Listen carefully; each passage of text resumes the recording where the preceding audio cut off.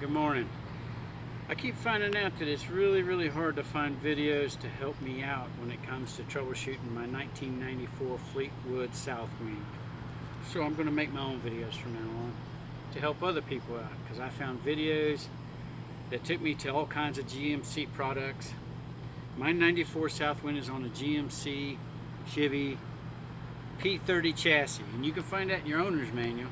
And some of you people that do yourself stuff already know that you can't find parts for a 94 Fleetwood Southwind. You got to find it for the chassis. Anyway, I got a 1994 Fleetwood Southwind on a P30 chassis, and I have a service engine soon light and a high idle.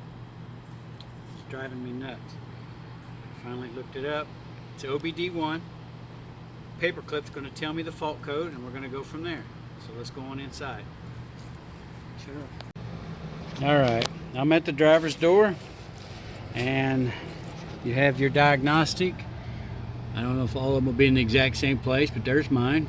Okay, I'm just going to take the cover off, pop the cover off, and if you look up inside, you only got a couple spots that you can, it's not coming in there. There we go. And if you look, top two on the right there and one on the bottom, we're going to bypass those two and turn it on, turn the switch to run, and count our little service engine soon lights. You'll see in a minute. I'm showing this again because I realized I got in a hurry, didn't really show you real good. I was looking at the video, and you can see that there is only, come on, there you go, the two next to each other. Most of your diagnostics are going to look like that, okay? And get a good enough picture there. You can see. Hopefully that'll come out good enough. But anyway, there you go. You bypass, and that's when you turn it on. You'll get your 1, 2, 3 times, and we got our 3/6, which was 36. Idle speed, high idle speed control valve. All right, here we are again. We're inside. What's going to happen is when I turn the key on, the service engine soon light's going to flash a 1 with a pause, then a 2. It's going to do that 3 times, which means hello, you've bypassed me. Then it's going to start giving you a series of codes. Let's find out what we get. It's okay. Is it recording? All right. There's a 1. Okay, so it said hello.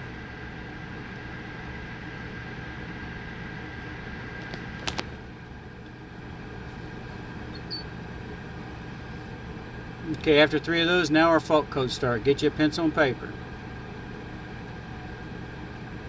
Oh, we got a 3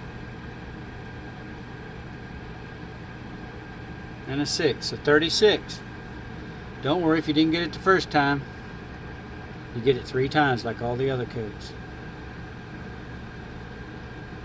36 again, one more time.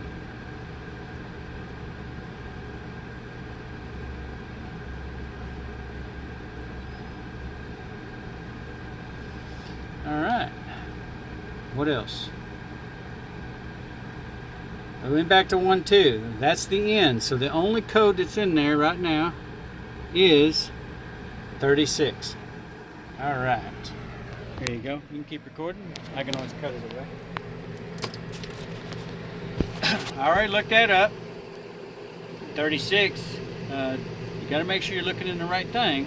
Again, because the GMC products, you hit 36, you'll find out you're looking for the MAF, mass air fuel control or whatever, which is a valve that's somewhere between your filter and your intake hose, but that's not on this 94 model. That don't exist. So make sure you find the right model. Again, you can't look under Fleetwood. You got to go look under your P30 chassis. This has a 454 in it. Most of them have the 454, the bigger engine, the 7.4.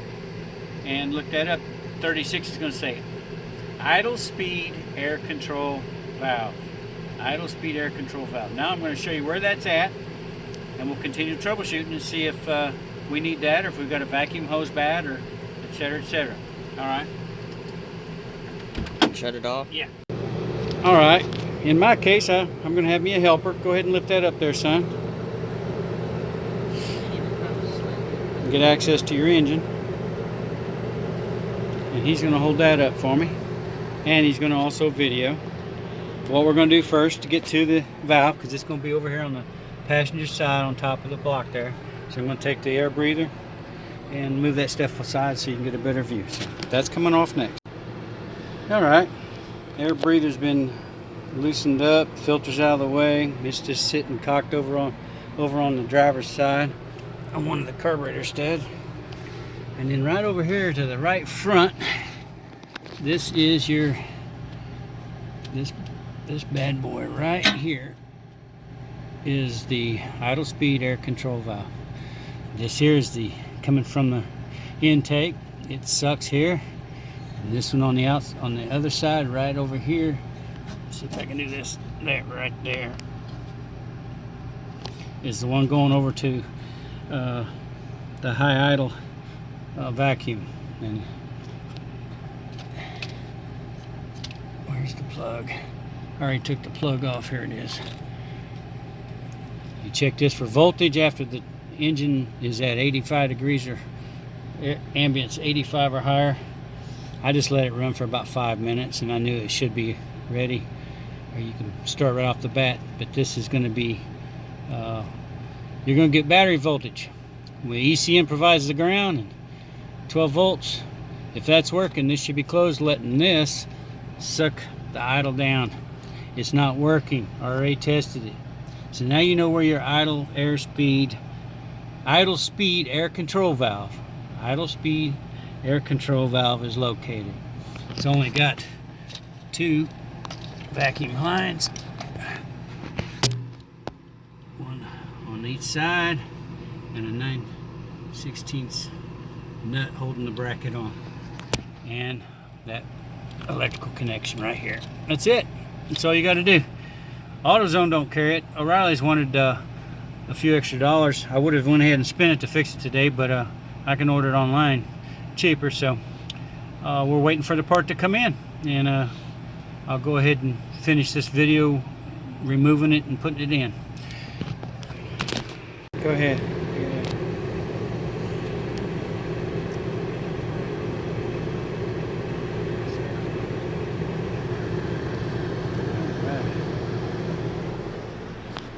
Alright, here we go. Alright, we're just gonna take this back off. Well, since we started this video, we went ahead and drove it up to campsite and spent the week and waited for the part to come in. But it's here now, so we're going to change that part out.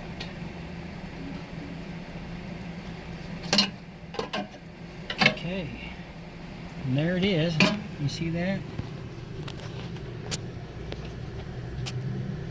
That's the vacuum from the intake.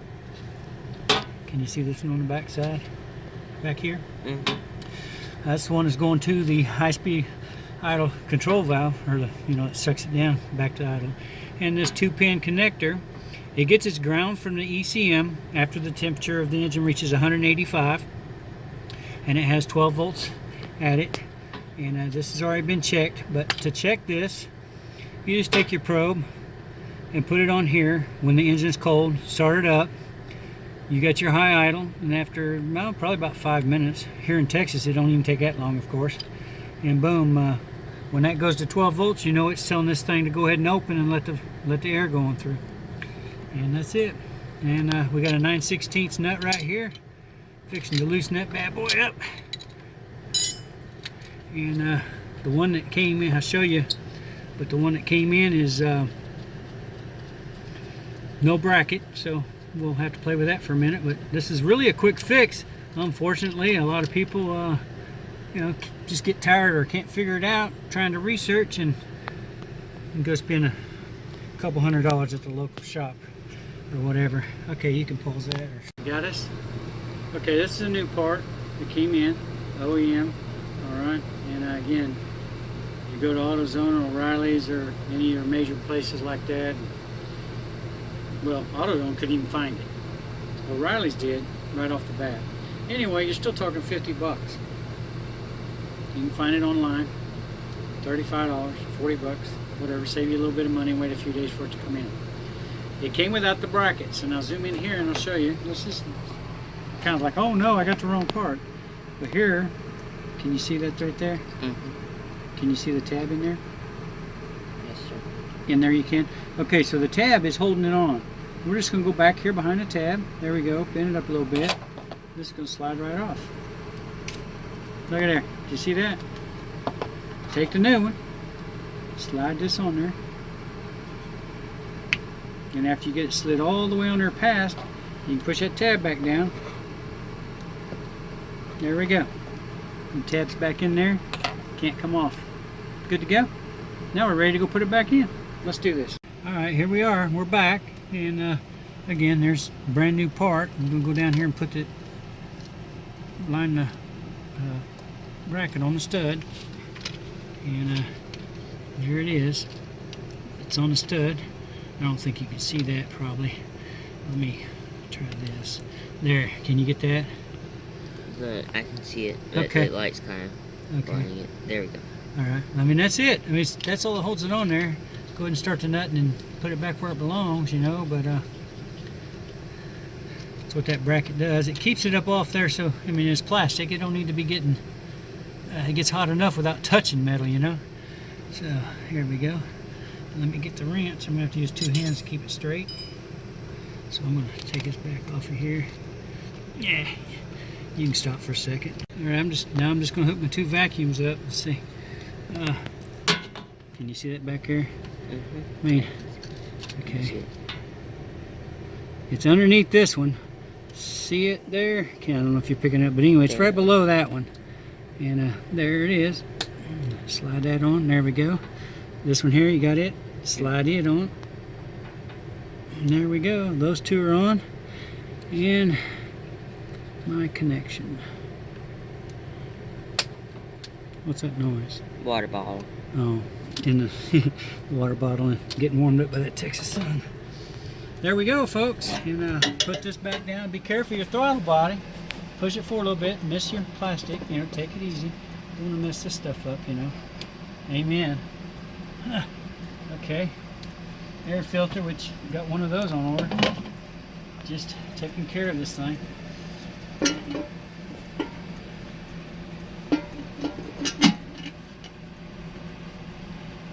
Then we'll start her up, and it's already warm enough. I doubt if it's going to be at high idle for.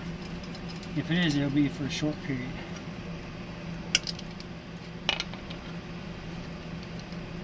Turn her off. Yeah, you can turn it off. Back up.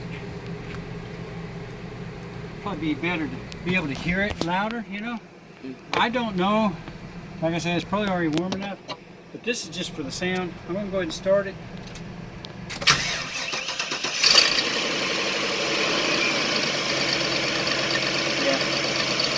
It's already warm enough from driving it back. It's already idling down. It was idling a lot higher. I don't know if did we record it idling high? I don't think we did. Anyway, it's fixed. Good to go.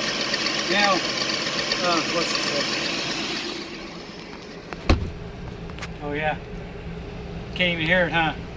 We could definitely hear it. It was idling high enough that with that with this down, we can feel it. Yeah, and putting it in gear. Yeah, it's just now it's not jerking, you know, because it's no longer in a high idle. So now we've got the service engine soon light, and I'm disconnect the battery and clear that. I think it says if you don't disconnect the battery and clear it after so many starts, if it doesn't see the code again, it'll finally clear itself, but that's a waste. So we're gonna get rid of that so it doesn't irritate us. Hope you enjoyed the video. Sorry I didn't do all the ones I've been doing for the last 4 or 5 years. Should have been videoing and helping people out. Y'all have a blessed day.